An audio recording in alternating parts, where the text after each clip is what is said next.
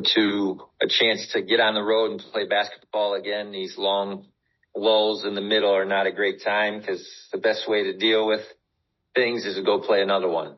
And so we're really thankful for the chance to do that this Sunday at FGCU. Spent yesterday playing a lot of basketball and addressing things in a live setting.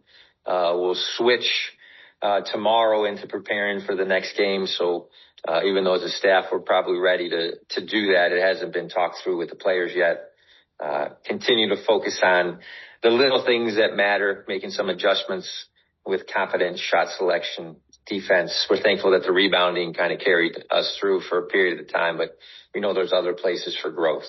So as much as we love playing in the Ellie, it's going to be good to get experience playing on the road. You can't win a league if you don't play road games. I know everybody's playing home games and neutrals, but road games matter, and to do that before Christmas is a real positive thing. So we'll look to get the most out of that, and then we're thankful to start playing games that are closer together as we get out of finals and into the Christmas season. So any questions you have?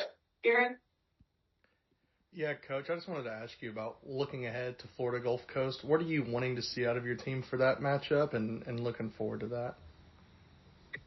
Yeah, I want to see us be connected, and that connection is probably best expressed in some energy. And I thought when we played Pacific and LMU, you saw connective energy on both the offensive and defensive end. I think in the last two games, there's been a pocket of time, whether it was the way we started at George Mason or the beginning of the second half against St. Bonaventure, where there's this place where we go to different places and then we got to bring ourselves back together. Now we do bring ourselves back together. We do fight. We go from down 19 to down 3 against George Mason. I thought we were one or two key layups and one or two open threes from being in a great spot against St. Bonaventure. But the thing we need to really work through is eliminating those lulls and the connectivity to be more sustainable for longer periods of time. Hey, Coach. Obviously, against St. Bonaventure, Vincent was absent due to injury, and Josiah was a DNP. Can you provide an update on what has been going on for those two these past couple of days? Yeah, I think Vincent is in treatment today. He's in treatment every day. The boot's still on. I would put it at about 50-50 right now. There's a want to play, and we've got a great trainer in Joel, so there's always a chance. And with rolled ankles, it's not one of those 6 to 8 week rolled ankles. It's a day-by-day thing. And the swelling's significantly down, but I can't do more than 50-50 when it comes to that. Josiah, Mar, and Xander were definitely in a dichotomy, an up and down of who plays and when. I thought Josiah was the lead against LMU, and then I thought Amar really came in when we were lacking energy against George Mason and gave us something. And then in response, in his first shift, he gave us that same thing again and then responded with 12 points. So we talked about small things like, is there a small ball lineup? Is there some minutes for rebounding purposes? Maybe, Amar to 3 and Joe to 4. We're trying to work through that. I think we believe we have good players at that position, 3 of them. And so constantly fighting to see if there's an answer that helps them all.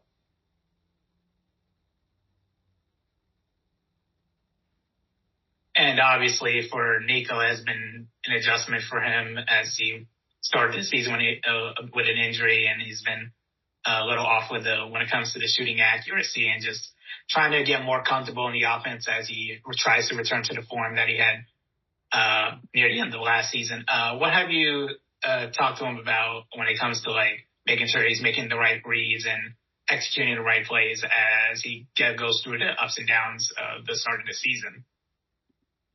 Yeah, I think we got to focus on what we can control. He's played between 21 and 24 minutes the last 3 games, so I think health-wise is there. The second thing I would say, past the health, if he plays the LMU game 3 times, I don't know that you're asking that question. He had 8 points, 4 assists, some really timely layups. His passing was really instrumental in some of our runs.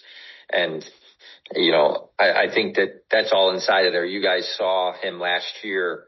We have a trust factor with him. And so because of that, we're kind of going through the ups and downs with him because we believe on the other side is a real positive thing. So we'll work through that. A lot of that we need to work through privately. He needs to continue to come in and get his extra work, which he's doing. He's doing his film work. He's not skipping days. The health is there, like I said, and hopefully the basketball will be there to follow. But I don't want to take the last 2 games and focus on that. I believe the LMU game is inside there, and hopefully we'll see that as soon as this Sunday. Aaron? Okay. All right. So going forward to FGCU, they possess one of the top offenses in the country, just outside the top 50 when it comes to best scoring offenses. What have you been doing in preparation when it comes to looking at the film and what they do on both sides of the ball? Yeah, I mean, they average 88 points a game, 87.3. I mean, right in that area. So we know they want to run. They're really comfortable at home. For the most part, you look at their home games, 94, 91, 96, 93. So apart from the Rice and Kennesaw deal early on, and the Kennesaw game was in the hundreds because it was in overtime, there are moments, whether it's Illinois or Rice, where people have been able to slow the game down against them. But for the most part, they don't get slowed down at home. So we're going to have to make a decision on our pace. That deep inside we like to run. So there may be an element of trading baskets, and then there's going to maybe be a time where we want to take them out of their comfort by slowing it down. I don't know that there's going to be one right answer when you're on the road. You come in and you make your threes, you control the offensive glass, margins on your side, and running seems easy, then you're going to do that. But there's going to have to be 2 plans. You can't win a road game with just one option. They're going to be comfortable at times. The other thing is, we've been practicing how we handle those swings. Even yesterday, we played a lot of 5-on-5 and the ability to manage the swings in games. There's going to be a moment where they score 10, 12 points at one media. And then the next media, can we contain them? And so we don't play soccer. It's not going to be a shutout. So can we manage the ups and downs of different medias, and then what's best for that right moment?